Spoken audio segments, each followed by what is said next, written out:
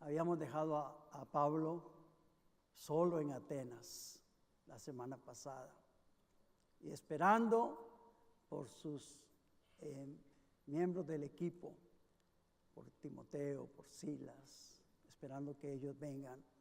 Y Pablo estaba sufriendo al ver la idolatría que había en el pueblo. Déjenme leer allí en Hechos capítulo 17, verso 16. Y voy a leer todo lo que falta del capítulo 17 hasta el versículo 34.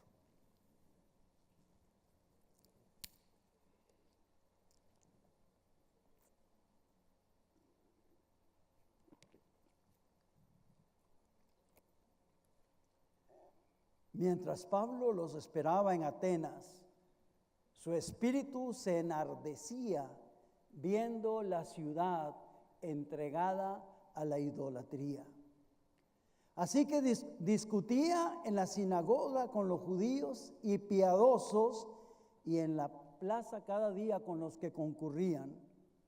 Y algunos filósofos de los epicúreos y de los estoicos disputaban con él, y unos decían: ¿qué querrá decir este palabrero?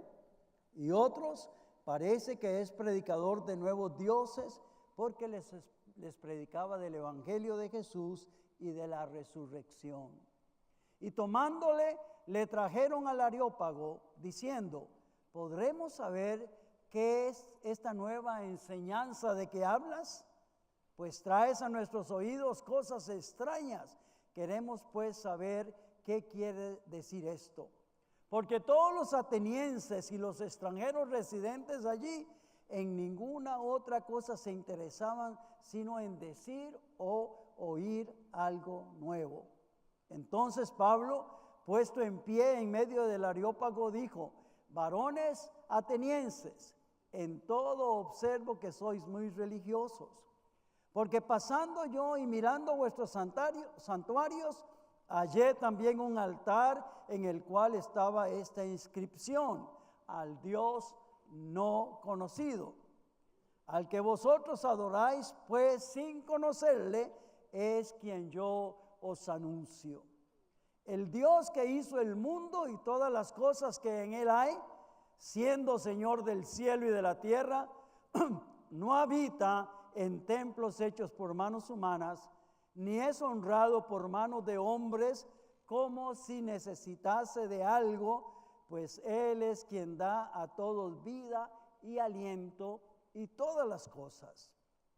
Y de una sangre ha hecho todo el linaje de los hombres para que habiten sobre toda la faz de la tierra, y les ha prefijado el orden de los tiempos y los límites de su habitación, para que busquen a Dios, si en alguna manera palpando pueden hallarle, aunque ciertamente no está lejos de cada uno de nosotros.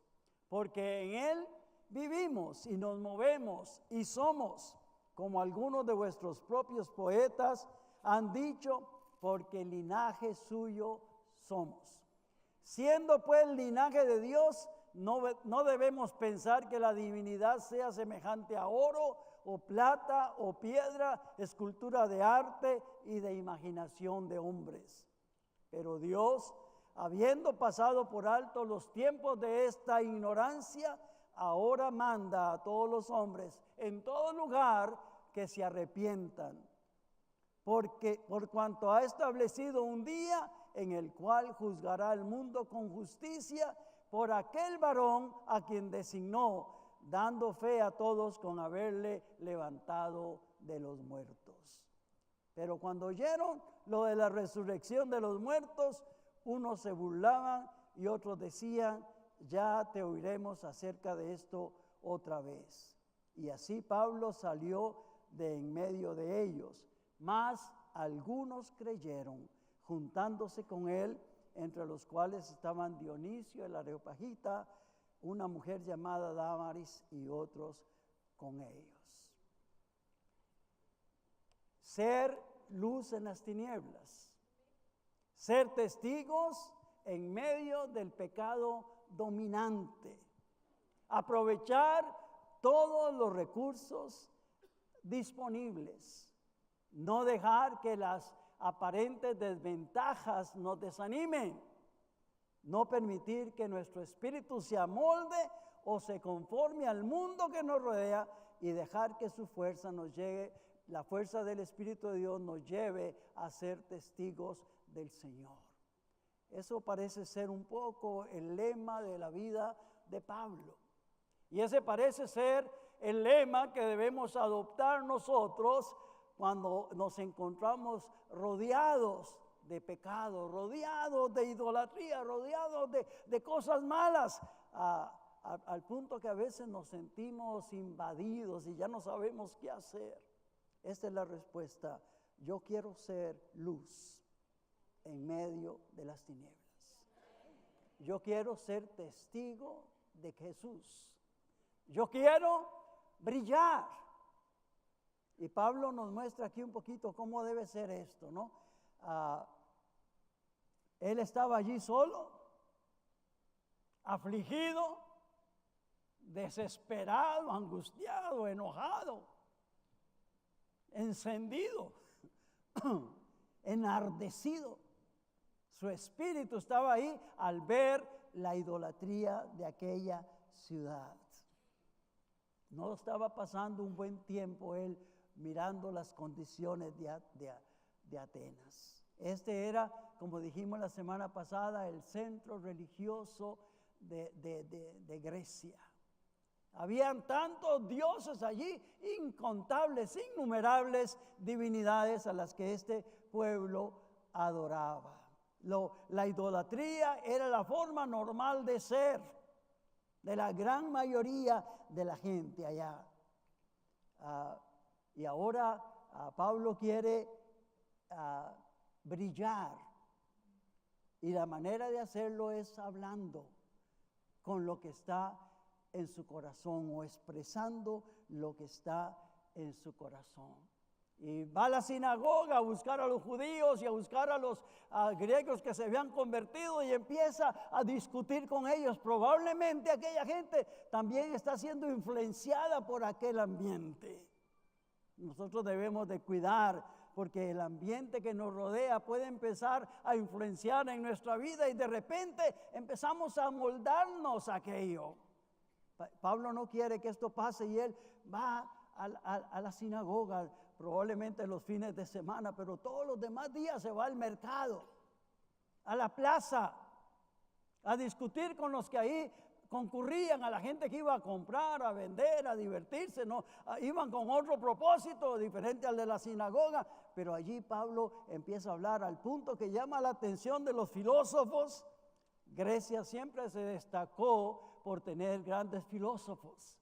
Todos nosotros, aunque no hayamos estudiado filosofía, hemos oído de Platón o de Aristóteles o de Sócrates, ¿no? Grandes filósofos que le dieron muchos pensamientos al mundo de esto. Y ahí habían otros de un par de escuelas más, de los epicúreos, que ellos pensaban que lo mejor de esta vida era disfrutar del placer. Aunque ellos no peleaban por el placer físico, ellos hablaban del placer del alma y de las cosas a que le daban placer al hombre, pero que le dejaban algo bueno. Y los estoicos, por otro lado, eran los que decían que nosotros somos víctimas de los dioses y que estamos sujetos a ellos y que teníamos que aprender a sufrir nuestras debilidades sin quejarnos delante de aquellos dioses en que ellos creían. Y estos filósofos empiezan a hablar con Pablo y vamos a ver qué es el mensaje de este hablador o palabrero. Y lo empiezan a disputar con ellos. Probablemente al no ponerse de acuerdo y oír las palabras de Pablo, dice: vamos a ir al Areópago, que era un tribunal ahí en Grecia, y esto estaba ahí en una piedra alta en el medio de Atenas. Y vamos ahí para examinar lo que estás hablando. Y allí en el Areópago, Pablo dice que en medio de tantos santuarios, encontró un altar que decía al Dios no conocido. Y dijo Pablo, pues de aquí voy a empezar a hablarles de esto que, este punto de contacto, ¿no? Al Dios no conocido. Y le dice, al Dios no conocido, porque veo que ustedes son muy religiosos. Yo creo que Pablo no les quería decir que eran muy religiosos. Yo creo que Pablo le quería decir, veo que son muy idólatras. Veo que tienen muchos dioses, ¿no? Ellos no querían perder ninguna oportunidad y querían tener todos los dioses posibles para que los protegieran. Mucha gente, cuando uno le dice que acepte a Jesús, mucha gente dice, claro que sí, yo acepto a Jesús. Y quieren tener a Jesús como otro más de sus, ¿verdad? De su colección de dioses. Recuerdo una vez que iba yo para Cuba, iba en el avión y venía al lado mío un hombre y venía como muy inquieto, como que quería hablarme y empezó a hablarme. Y yo tenía cierto temor porque a veces uno no sabe de qué hablar ahí con un desconocido en el avión, ¿no? Y entonces me dice, ¿y para qué vas a Cuba? Y le digo, voy por asuntos religiosos. Y él me dijo, yo también, me dijo, ¿no? Y empezó a decir que el palo mayor y que el palo y que cuál era mi santo y que cuál era su santo, y empezó a decirme unas cosas. Y yo digo, Señor, yo no entiendo mucho de esto que me está hablando él, pero en tu nombre dame sabiduría. Y él me dice, ¿cuál es tu santo mayor? Me dijo él, ¿cuál es tu santo? Y le digo, mira, yo el único santo que tengo es Jesucristo. Y se echó para atrás ahí el asiento. Dice, contra ese nada pueden. No, contra ese nadie puede. Contra ese nadie puede, ni se te ocurra ponerse contra él, ¿no? Y al ratito, como en unos 15 segundos, estaba el hombre profundamente dormido. Yo creo que mi santo lo durmió, ¿no?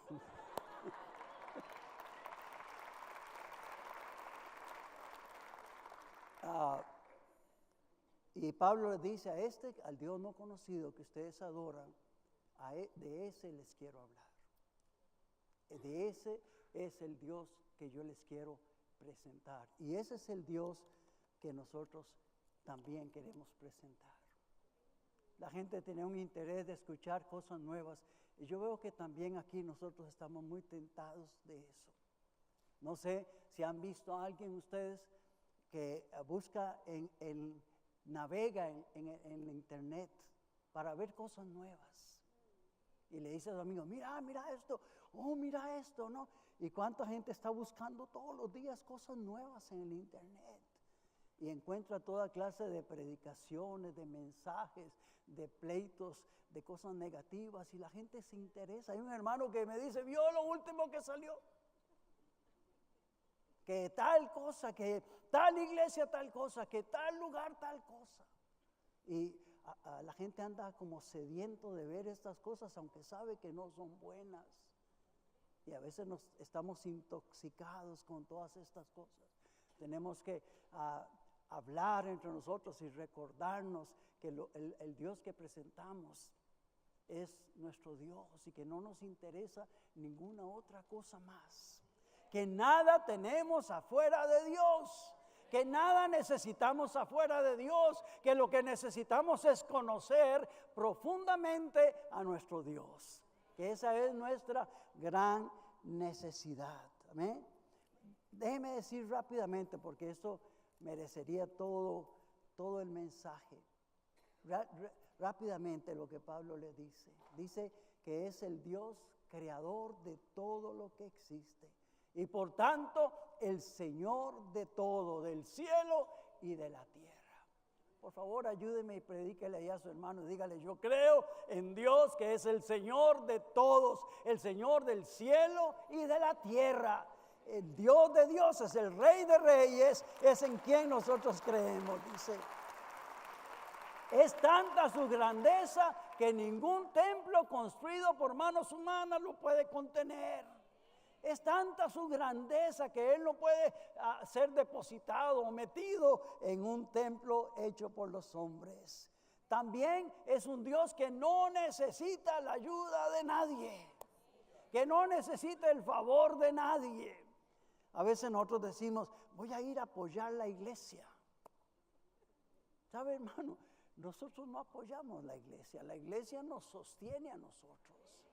Nosotros no le ayudamos a Dios, Dios es el que da todas las cosas, Dios es quien nos ayuda a nosotros. Él es quien nos da todo lo que nosotros necesitamos. Él nos da el aire, Él nos da el corazón, nos da la sangre, nos da todo. Él ha dado todo. Y Él dice que ha prefijado un tiempo de nuestra vida y un lugar para que vivamos. ¿No? Yo no sé por qué yo nací en Costa Rica. Bueno, ahora sí sé. ¿Por qué nací en Costa Rica? Porque Dios quiso. ¿Por qué estoy llegando a los 70 años? Porque Dios quiere. ¿Por qué no voy a pasar más de lo que Él quiera? Porque así está establecido. Y un día se acaba. Y Él tiene prefijado esto. Pero todo esto es para que le busquemos. Para que le busquemos. Dice, para ver si de alguna manera palpando lo podemos hallar, aunque Él está cerca de nosotros. En Él nos movemos, en Él somos, en Él estamos. Y dice que somos linaje suyo. Nosotros fuimos creados a la imagen y semejanza de Dios. Y que por lo tanto, Dios no puede ser visto a través de una estatua o algo de oro o de plata. Porque Dios es muy diferente a eso. Dios está cerca de nosotros. Y Dios dice que ha pasado por alto este tiempo de ignorancia, es aquel tiempo que habían vivido, para darle al hombre la oportunidad de arrepentirse. Darle al hombre la oportunidad de arrepentirse. ¿Qué es arrepentirse? Es darle la espalda al mundo del pecado, darle la espalda al reino de las tinieblas y acercarse a Dios. Él nos ha dado esa oportunidad. Después de esto, el Señor Jesús, a quien Dios le dio autoridad y poder a través de la resurrección, va a venir a juzgarnos. Va a venir a juzgarnos. Y cuando Pablo está hablando eso y cuando él habla de la resurrección de los muertos, entonces la gente allí se hizo a un lado. Y algunos se burlaron y otros le dijeron, en otro día lo vamos a escuchar. Hay gente que piensa que este momento en la vida de Pablo fue una derrota.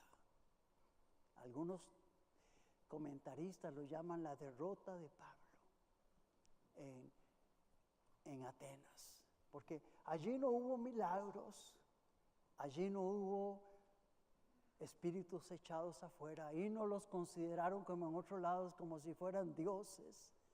Allí los rechazaron y los filósofos se burlaron de ellos, y cuando él habla la palabra dice que unos cuantos le siguieron.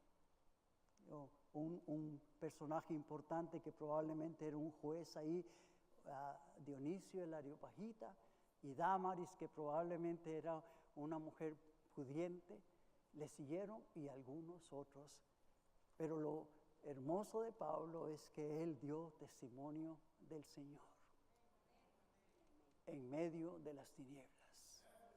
Y eso es lo que yo rescato para mí.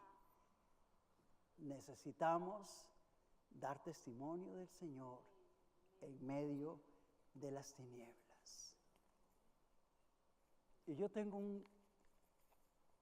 unos pensamientos para concluir esto. Pero antes de leer estas conclusiones que yo saco de esta historia, pequeña historia, yo quisiera llamar a alguien aquí que necesita arrepentirse. Alguien que dice, ya estoy cansado de tratar por mis propias fuerzas. Ya estoy cansado de no lograr. Estoy cansado de andar, como dice la Biblia, muerto en vida. Estoy cansado. Y he venido aquí buscando algo. Y estoy aquí esta noche buscando algo. Y las canciones, primero que cantó Edward, y el mensaje y la palabra me ayudan a tomar una decisión en esta noche.